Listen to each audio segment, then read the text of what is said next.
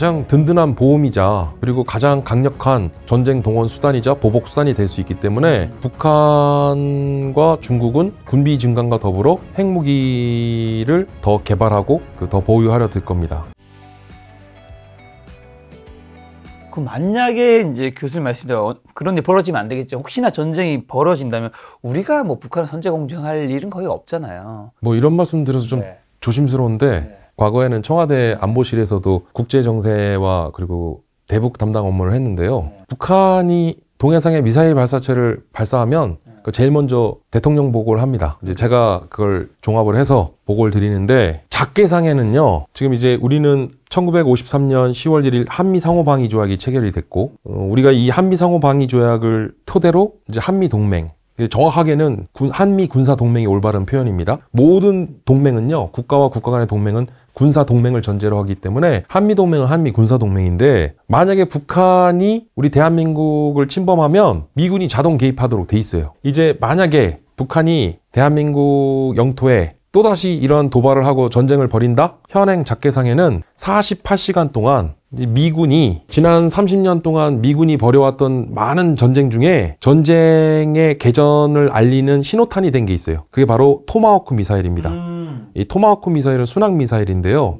북한이 대한민국을 침범했을 때 48시간 동안 북한 전역을 이 토마호크 미사일 15,000발을 발사하도록 돼 있어요. 15,000발이요? 그럼 쉽게 얘기하면 하늘에서 토마호크 비를 맞는 거예요. 그리고 그 토마호크 미사일들이 어디를 향할까요? 평양의 주석궁을 비롯해서 북한에 있는 핵시설과 핵저장시설, 생화학 무기 시설, 그 다음에 북한의 공군 기지와 그 다음에 해군 함정과 잠수함들이 정백해 있는 그 해군 부대와 특수전 부대들이 배치되어 있는 군사적 중요도가 있는 그런 중요 시설이나 중요 지역에 집중적인 타격을 할 거라는 거죠. 그러니까 사실 48시간, 48시간 동안 15,000발의 토마호크 비를 맞게 되는 북한 입장에서는 어떻게 보면 끔찍한 악몽일 겁니다. 그리고 48시간 뒤에는 한국군과 미군이 지상군이 투입돼서 밀고 올라가겠죠. 아니, 그럼 그 토마호크 미사일 15,000발은 주한미군, 한국에 있는 그 미군이 쏘는 거예요? 미국 본토에서 날아가는 건가요? 사실 이건 좀 조심스러운 얘기인데, 오늘 제가 이런 얘기를 하면 또 얼마나 많은 또 댓글이 달릴까 제가 정말 두려운데요. 저는 우리 대한민국 안보에 있어서 가장 중요한 근간은 한미동맹이라고 생각하는 사람이고요. 한미동맹만큼 중요한 안보 자산과 안보 수단은 없다. 우리가 미국만 의존할 수는 없으니까 우리의 자주국방을 통해서 우리 군사력도 늘려야 된다.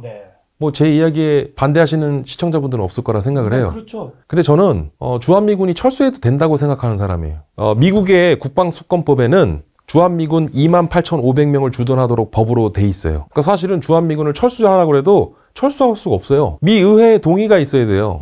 국방수권법이 개정이 돼야 되는 거예요. 미국 법이. 예를 들어서 어떤 A라고 하는 사람이 한국에 주둔하고 있는 주한미군 철수하라고 한다고 해서 그게 철수가 되는 일이 아니라는 거예요. 거죠. 법을 바꿔야 되니까. 사실은 또 주한미군을 철수한다 하더라도 오늘날 전쟁 양상은요, 과거의 주한미군은 굉장히 필요한 존재였고 중요한 존재였어요. 왜냐하면 대한민국이라고 하는 영토 안에 미군이 주둔하고 있고, 우리 대한민국 영토를 공격하는 것 자체를 이걸 미국에 대한 직접적인 공격으로 간주할 수 있기 때문에, 그래서 우리가 한미 군사동맹 또는 한미동맹을 가리켜 혈맹이라고 하는 얘기가 그겁니다. 그러니까 같이 피를 흘리면서 대한민국이 공격받으면 그게 이제 미국에 대한 직접적인 공격으로 간주하겠다라고 해서 미국이 주한미군을 주둔시킨 거예요. 그러니까 없어서는 안 되는 존재였죠. 근데 물론 지금도 없어서는 안 되는 존재이긴 하나, 과거에 우리가 생각하는 그런 전쟁 양상하고는 좀 다르다. 무슨 얘기냐? 이제는 앞서 말씀드렸던 미사일 발사 버튼 하나로 이제는 전쟁이 시작되고 끝나요. 그리고 오늘날 국가와 국가 간의 전쟁 양상은요, 이제 우러 전쟁은 좀 다른 양상인데,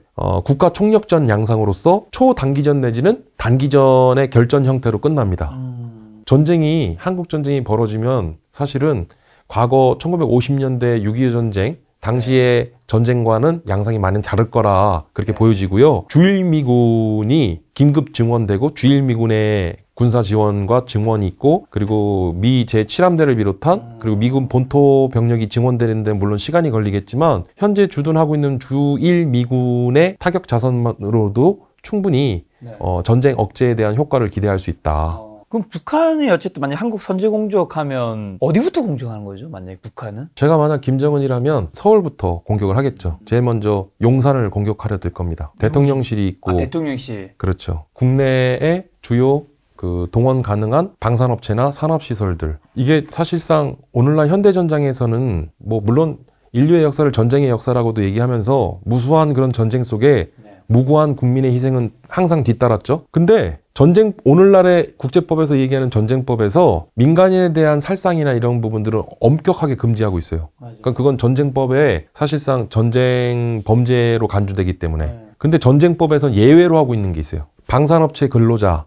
방산업체 종사자들, 방산업체 직원분들은 그런 합법적으로 공격할 수 있습니다. 살상이 가능해요. 제가 이런 얘기 드리면 우리 또 방산업체 종사자분들께서 굉장히 불편해하실 것 같은데 이건 뭐 제가 없는 얘기를 지어내는 게 아니라 사실이니까. 그래서 우리나라의 주요 탄약 생산 시설이라든가 뭐 대표적으로 풍산이나 그리고 하나에어로스페이스, 한국항공우주산업, 카이나, 현대로템 등과 같은 방산업체의 군수조달 관련 시설이나 업체들을 또 타격하게 될 것이고, 그리고 마찬가지로 뭐 우리도 북한의 주요 핵심 표적을 공격 설정을 할 때 또 당연히 적 지도부를 마비시켜야 되니까 평양 주석공을 타격하는 건 당연한 것이고, 군사 관련 기지들. 그렇죠. 군사 관련 기지들, 공군 기지 똑같죠. 그래서 우리나라 원주공항을 비롯한 서울, 경기, 성남공항과 그리고 대구공항 등 그 주요 공군 그 기지들과 그다음에 해군 함정들이 정박해 있는 해군 기지, 그리고 육군 기지, 그러니까 군부대, 군 관련 시설, 자산들, 이런 산업 시설들까지도 주요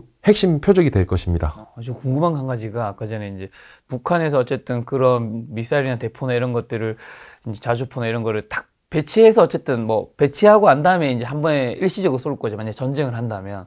그럼 이제 그게 막 너무 많은 미사일이 날라오면 그걸 우리도 막지 못한다고 하셨는데, 제가 어디서 들었나 그 원점 타격이랬나? 이거 쏘기 전에 사실 우리가 먼저 쏘는 게 제일 좋은 거긴 하잖아요. 왜냐면 그쪽에서 많이 쏴버리면 우리가 막기 힘드니까. 그렇게 딱 배치해서 쏘려고 할 때 우리가 그걸 원점 타격을 할 수 있나요? 그렇죠. 지금 말씀하신 게 바로 한국형 삼축 체계입니다. 한국형 삼축 체계는 이제 킬체인과 KAMD, KMPR이라고 얘기를 해요. 북한의 어떤 도발 위협의 징후가 높고 그 도발의 강도가 높을 것으로 사료되면 우리가 먼저 선제 타격을 할 수 있도록 한 게 킬체인입니다. 그래서 그 도발이 의심되거나 도발할 것으로 간주되거나 이런 지역을 먼저 선제 타격할 수 있도록 한 게 킬체인, 그 원점을 타격하도록 한 게 킬체인 개념이고요. KAMD는 대공 방어 체계가 이제 중첩되어 있습니다. 그래서 저고도로부터 중고도, 고고도에 이르기까지. 그러니까 쉽게 얘기하면 다층 방어 체계거든요. 그러니까 이제 기본적인 전 세계 모든 미사일 방어 체계는 종말 단계에 요격을 하는 시스템으로 돼 있어요. 근데 종말 단계에 첫 번째 1단계인 고고도 상공에서 요격을 하면 제일 좋겠지만, 만약에 여러 발의 미사일을 고고도 상공에서 놓치는 게 있으면 다시 중고도에서 요격 시도를 하고, 또 실패를 했을 경우에는 저고도에서 다시 또 요격 이제 실시를 하면서 결국은 다층 방어 체계로 일종의 보험을 들어놓는 거죠. 그리고 마지막으로 그렇게 했음에도 불구하고 우리가 그런 북한의 도발에 피격당하거나 피해를 입었을 때는 마지막 3단계인 KMPR, 이건 대량 응징 보복입니다. 근데 사실 KMPR까지 가면 그때부터 이제 전면전이죠. 자, 그럼 북한이 좀 무서워하는 한국의 가장 센 무기는 뭔가요? 우리는 핵은 없으니까. 오늘날 가장 무서운 무기는요, 사실상 1945년 2차 세계대전 당시 태평양 전쟁 때 쓰였던 일본 히로시마와 나가사키에 투하된 원자폭탄, 즉 핵무기가 가장 무서운 무기인 것은 누구도 부인할 수 없는 사실이고요. 근데 요즘에는 이 핵무기에 버금가는 무시무시한 무기들이 많이 개발됐어요. 그중에 우리나라가 전 세계에서 가장 많은 탄두를 실어서 쏘아 올릴 수 있는 현무라고 하는 미사일이 있습니다. 현무. 들어봤죠. 그래서 이 현무가 시리즈로 현무 2, 현무 3, 현무 4까지 현재 뭐 이거는 이제 군에 배치돼서 사용될 수 있도록 한 것을 이제 전력화라는 용어를 쓰는데요. 현무 4까지 이미 전력화 배치가 완료되어 있는 상황이고요. 이 현무 시리즈는 기본적으로는 지대공 미사일입니다. 그러니까 지대지, 지대공, 그다음에 지대함까지. 그러니까 이제 지상에서 발사해서 적의 지상 물체나 지상의 핵심 타격 지역을 공격하는 그런 지대지 내지는 지대공, 그러니까 지상에서 쏘아 올려서 하늘에 있는 것들을 요격하거나 공격하고, 이제 지대함까지도 가능한 거예요. 함정을 대상으로 공격도 현무는 다 가능하고. 가능한가요? 그러니까 이 현무는 다양한 그런 투발 플랫폼에 따라서 그 투발체를 그 다변화해서 사용할 수 있다는 장점이 있고요. 북한이 2022년 1월에 처음 극초음속 미사일 발사 실험을 했는데, 이제 청와대에 있을 때 그 이전에도 계속 미사일 실험을 했는데 정확한 그 미사일의 재원이나 특성이나 이런 부분들이 조금 정확하지 않은 부분들이 있었는데, 미처 그게 극초음속 미사일이랄 거라는 것은 우리도 간과를 한 부분이 있었는데 결국은 여러 차례의 미사일 시험 발사 결과 북한은 극초음속 미사일 보유국이 됐죠. 극초음속 미사일이 무서운 건가요? 하이퍼소닉 미슬이라고 하는데요. 이 극초음속 미사일을 가리켜 일종의 게임 체인저라고도 표현을 합니다. 그러니까 전쟁의 승패를 가늠할 수 있도록, 전쟁의 승패를 뒤집어 놓을 수 있도록 출현한 그런 새로운 무기 체계로서 오늘날 궁극의 무기체계, 게임 체인저라 불리우는 극초음속 미사일은요, 당시 제가 청와대에 있을 때도 북한이 이 극초음속 미사일 발사의 시험을 성공하고 나서 우리가 탐지할 수 있는 탐지 자산이 두 가지가 있어요. 크게는 이지스함이라고 하는 신의 방패라 불리우는 최첨단 수상함인 우리 군함이 이제 동해상에 우리 해역에서 작전을 실시하고 있을 때 상공으로 날아가는 비행기의 궤적을 따라서 이지스 함정의 고성능 레이더를 통해서 우리가 식별이 가능하고 탐지가 되죠. 그리고 이제 부산에는 또 그린파인더 레이더가 있습니다. 뭐 그린파인더 레이더 기지가 지금 정상 운영이 되고 있는데 이 그린파인더 레이더는 뭐 300km에서 500km까지 그러니까 굉장히 고성능의 고출력 레이더인데 이스라엘이 개발을 했고 우리나라가 도입을 했죠. 근데 이 그린파인더 레이더와 이지스 함정 내에 있는 레이더를 통해서 북한의 이러한 미상의 발사체들을 우리가 탐지 식별할 수 있는데 이게 발사되고 나서 활공 단계에서 우리가 그걸 식별할 수 있는 것이지 발사 직전이나 발사 후에는 우리가 탐지가 안 되고 그리고 이게 정확한 재원 분석이 안 돼요. 그러니까 이런 걸 알려면 우리가 365일 24시간 감시가 가능한 군 정찰 위성이 필요한데 그러니까 일반 시청자분들께서는 군위성이라고 하면 통신위성과 정찰 위성이 있는데 통신위성은 과거에 우리가 미국과 이스라엘 등을 통해서 임차로 썼어요. 리스 방식으로. 그러다가 이제 통신위성을 우리가 확보할 수 있게 되었고 작년에 우리가 군 정찰 위성도 쏘아 올렸죠. 그래서 이제는 군 정찰 위성도 우리가 보유할 수 있는 나라가 됐는데 그동안에는 우리가 군 정찰 위성이 없었어요. 그러니까 군 정찰 위성이 이렇게 중요한 이유는 바로 눈의 역할을 하는데 우리 그동안 이런 눈이 없었다라는 거예요. 그럼 어떡하냐? 이제 미국의 SI라고 하는 중요 정보, 그래서 미국 쪽 정보 자산을 활용해서 미국에 의해서 의존을 했던 거고 그리고 가까운 일본은 또 알아요. 왜? 일본은 사실 참 아이러니하게도 정식 군대도 보유하지 않은 나라입니다. 이름도 자위대예요. 그건 자위대는 정식 군대가 아니거든요. 근데 정식 군대도 보유하지 않은 일본이 매년 일본이 발행하는 방위백서가 있는데 일본의 군 정찰 위성이 과거 6개에서 지금 8기까지 보유한 것으로 그렇게 알려지고 있습니다. 그러니까 정식 군대를 보유하지도 않은 일본은 군 정찰 위성을 8기나 보유하고 있는데 우리는 그동안 한 기도 보유하지 못했던 거예요. 전적으로 그런 것들을 미국이나 일본에 의지할 수밖에 없었던 상황이고 그래서 이번에 우리가 군 정찰 위성을 보유하게 됐는데 극초음속 미사일에 대한 이걸 어떻게 분류를 해야 되냐. 그러니까 극초음속 미사일은 우리가 미사일을 구분할 땐 두 가지입니다. 하나는 이제 탄도미사일이고 또 하나는 순항미사일이 있는데 탄도미사일은 중력의 원칙에 의거해서 포물선을 그리면서 탄도가 날아가요. 이 탄도미사일은 무거운 하부 중량을 견디면서 멀리까지 쏘아 올릴 수 있다라고 하는 그런 파괴력과 그 다음에 사정거리가 굉장히 멀기 때문에 탄도미사일은 이런 장점이 있는 반면에 순항미사일은 이제 카나드라고 하는 이제 뒤쪽에 꼬리 날개가 달려있고 그 다음에 축추력을 이용할 수 있도록 그 구동기와 전동기를 활용해서 그러니까 쉽게 얘기하면 순항미사일은 발사 이후에 원격으로 조종을 해서 상하 수직 좌우로 방향 전환이 가능해. 그러면은 순항미사일 내에 GPS 송수신기를 달아서 원격으로 조종을 합니다. 방향을 바꾸고 고도를 바꾸면서 이동하는 물체까지도 표적을 정확하게 공격할 수 있다는 거죠. 정확도가 높아요. 대신 탄도미사일에 비해서는 상대적으로 파괴력이 좀 약하고 하부 중량에 대한 그런 많이 좀 그 폭약을 실을 수 없는 부분이 있기 때문에 약간 파괴력은 좀 적을 수 있으나 이 순항미사일의 또 특징은 정확도 있는 공격이 가능하더라. 요격도 당하기 쉽지 않겠네요. 그렇죠. 그런 걸 회피를 할 수 있으니까. 근데 이러한 탄도미사일과 순항미사일의 두 가지 특징을 다 갖는 미사일이 있어요. 이게 극초음속 미사일이에요. 그래서 극초음속 미사일은 초기 발사 단계에서는 일종의 탄도미사일과 같은 특성을 보이다가 발사 이후에는 이제 순항미사일처럼 방향을 바꿀 수도 있고요. 근데 이제 문제는 하이퍼소닉 미슬, 즉 극초음속이라고 하는 것은 우리가 마하는 이제 음속, 소리의 속도를 뜻하는데 마하 5 이상의 속도를 내면 우리가 극초음속이라고 그래요. 우리가 초음속이라고 하면 마하 1부터 시작하잖아요. 아음속이라고 하면 이 마하라고 하는 음속 1 이하의 이제 한 0.8 정도? 그 정도를 우리가 아음속이라고 그러는데 어쨌든 일반적인 전투기나 이런 것들이 속도가 1에서 2 정도 마하. 근데 이 극초음속 미사일은 속도가 마하 5 그리고 마하 10에서 마하 15 이상 그 이상도 속도를 내는 게 이 극초음속 미사일입니다. 전 세계적으로 러시아, 미국, 중국, 북한과 한국 우리나라 지금 현무 시리즈도 마 5에서 10까지 속도를 내기 때문에 우리도 극초음속 미사일을 보유하고 있는 거죠. 근데 이 극초음속 미사일을 전력화 배치해서 실전에 사용한 나라는 러시아가 유일합니다. 치르콘 또는 지르콘이라 불리우는 극초음속 미사일도 있고 지난 우러 전쟁 지금 벌어지고 있는 우러 전쟁에서도 지난해 극초음속 미사일을 또 전장에서 또 사용한 그런 실전 사례가 있기도 하고요. 근데 어찌됐든 이 극초음속 미사일을 방어하기 위해서는 지금 현재는 전 세계 가장 고도화되어 있는 대공 방어 체계, 미사일 방어 체계만으로는 미국이나 이스라엘이나 우리나라도 극초음속 미사일을 완벽하게 방어할 수 있는 시스템을 갖춘 나라는 없어요. 그래서 극초음속 미사일을 방어할 수 있는 방어 수단은 선제 타격 내지는 그리고 조금 더 보완하자면 아까 이제 아이언빔이라고 했는데요. 이 아이언빔을 지상에서 아이언빔 레이저로 요격하는 게 아니라 공중에 우리 그 전투기나 우리 항공기에 이 레이저 요격 그 장비를 달고 공중에서 요격을 하거나 또는 뭐 여러 가지 이제 방식들을 지금 고민을 하고 있는데 하여튼 이러한 극초음속 미사일에 대한 위협은 핵무기 못지않게 굉장히 위협적이죠. 근데 어찌됐든 다시 돌아와서 현무는 지금 현무 4까지 전력화 배치됐고 현무 5도 지금 업그레이드 돼서 개량형이 개발 중입니다. 곧 조만간 아마 전력화 배치가 될 것으로 기대되고 있는데 이 현무는 이른바 괴물 미사일이라고도 불려요. 그래서 핵무기와 버금가는 핵무기도 보면 전략핵이 있고 전술핵이 있거든요. 그래서 전략핵보다는 약간 저강도의 핵 위력을 갖는 이 전술핵에 버금가는 파괴 능력을 갖췄다고 해서 현무는 이 지구상에 존재하는 미사일 중에 괴물 미사일이라고 불리죠. 그게 우리나라 많이 가지고 있나요?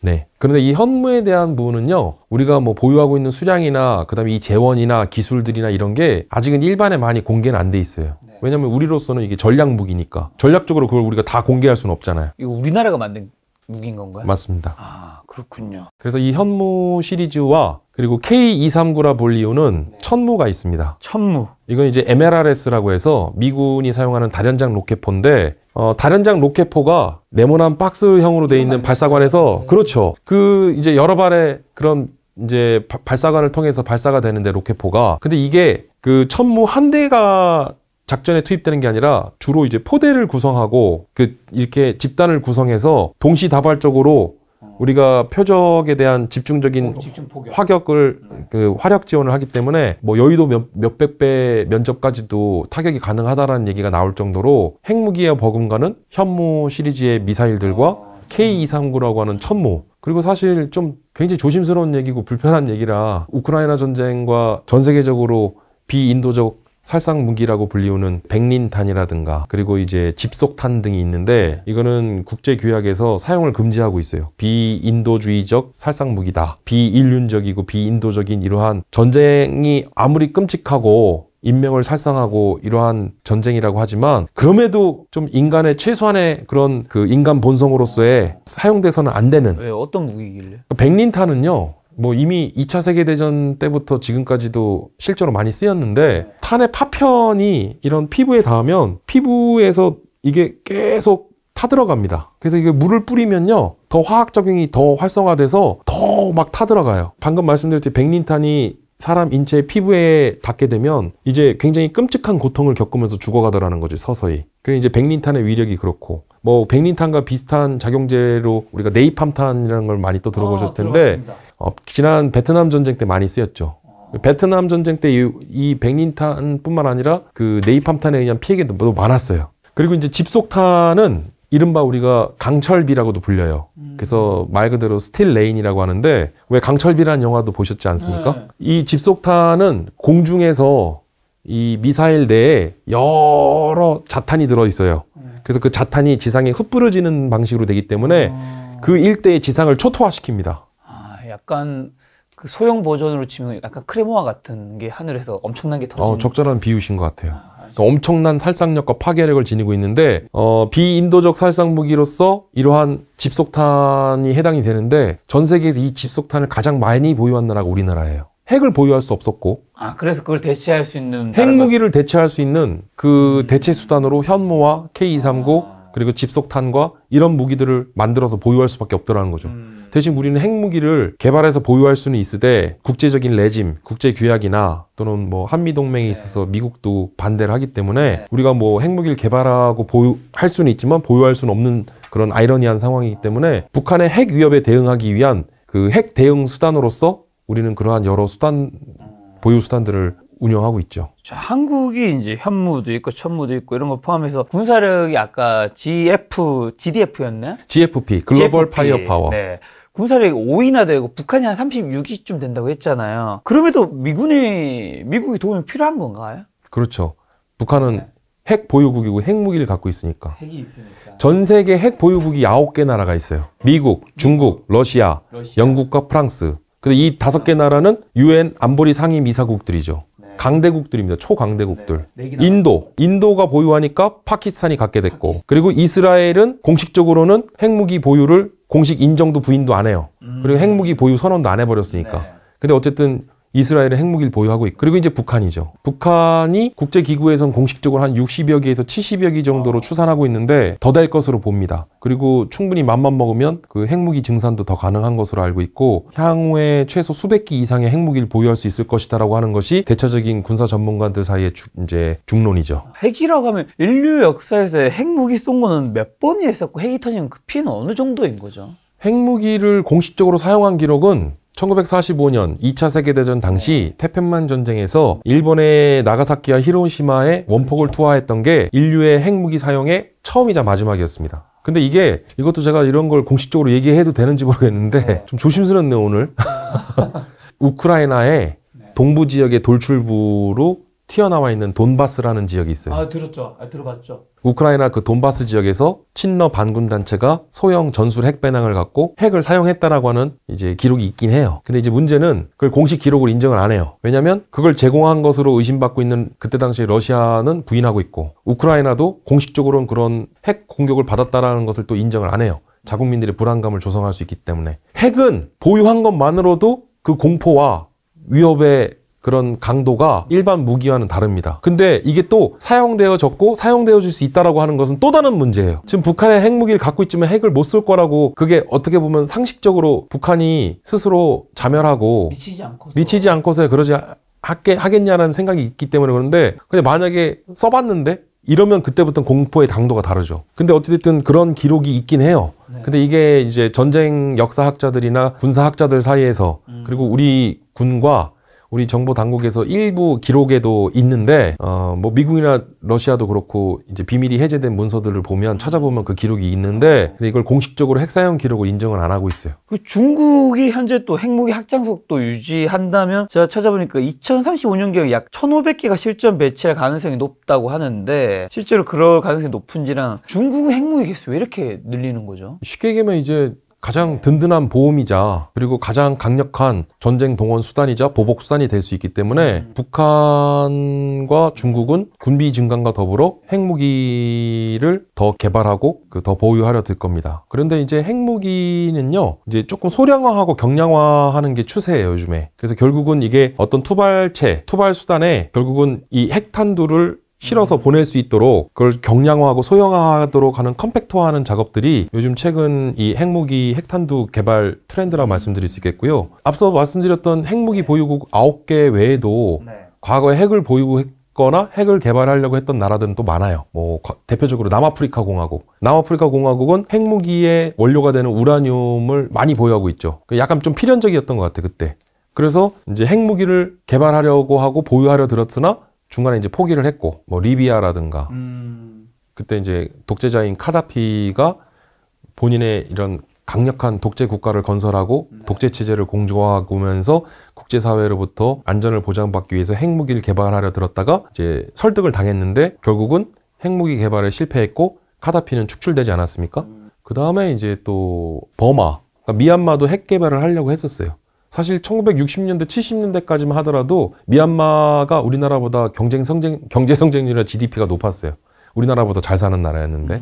그리고 이제 우크라이나. 근데 우크라이나는 그러니까 과거에 1991년 이제 페레스트로이카, 글라스노스트라에서 개혁 개방 정책으로 구소련이 붕괴되면서 러시아가 등극하게 되는데, 그때 당시에 많은 구소련의 위성 국가들이 독립을 하게 돼요. 그 독립국가들을 가리켜 CIS권 국가들이라고 하는데, 뭐 대표적으로 스탄자 들어가는 뭐 카자흐스탄, 우즈베키스탄 뭐 이런 나라들이 대표적인데, 그때 독립을 해 나가면서 자체 핵 발사 기지와 핵 개발 시설을 보유하고 있었던 나라가 우크라이나였어요. 근데 우크라이나가 핵 폐기를 약속하면서 미국과 서방의 나토는 우크라이나가 공격을 받으면 언제든지 전쟁 개입을 하고 핵 우산을 제공해주겠다고 했는데 지금은 어떻습니까? 핵무기가 없으니까 지금 굉장히 고전을 면치 못하고 있는 거죠. 우크라이나 입장에서는 굉장히 후회가 막심하겠죠. 우크라이나가 핵무기 가지고 있었다면 러시아가 우크라이나 건들 수 절대 있나요? 공격을 못하죠. 잘못하면 핵 공격을 받기 때문에. 북한이요. 핵을 사용할 수 있는 확률은요. 북한이 공격받았을 때. 북한이 일종의 자위권 차원에서